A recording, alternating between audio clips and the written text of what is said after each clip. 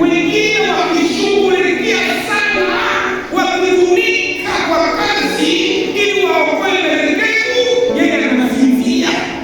Kama Wakristo wengi hata kanisani ya dini wanaposinzia, hata wanaposhindwa kabisa na kutoa mchango wao kwa ajili ya mikutano, wengine wakishughulikia hii mikutano, ni bora kurudia katika siku hizi za mwisho, kwa sababu vyote vilivyokuwa vimeandikwa katika hiyo mwelekeo, vyote vilikuwa wapi?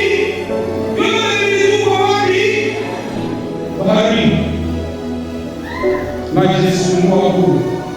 Vyote unavyoandikwa ikiwa havipendi nisingatie Yesu, vitatupwa baharini. Najua kawaelezea watu kisa cha kijana mmoja, nikakisoma katika hiyo kitabu L'Église motivée par le Saciel. Huyu kijana alikuwa mwanafunzi na alikuwa anapenda sana huu mchezo wa kabumbu. Alikuwa anapenda sana mchezo wa kabumbu. Na sasa ilikuwa wakati kukakuwa competition inter-école. Si wanafunzi walikuwa na hiyo competition. Lakini huyu kijana alikuwa ana hiyo kipaji ya kucheza, na kulingana na hiyo kipaji masomo yao ndio yakachukua kikombe.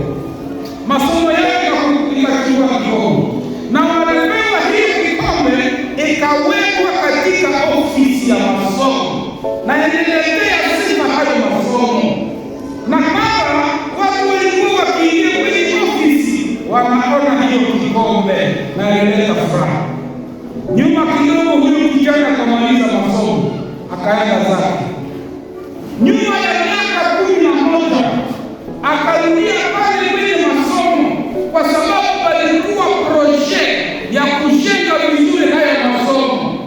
Walipopita nyuma ya masomo, akaenda akakuta hiyo kikombe imetupwa kwenye jalala ya masomo, kwa sababu kwa miaka 11 kilikuwa kimefunikwa na kutu, kilikuwa hakina tena nafasi miongoni mwa vyombo ambavyo vitawekwa wapi.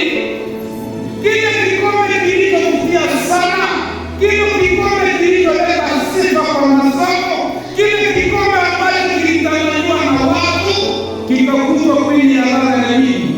Ya masomo.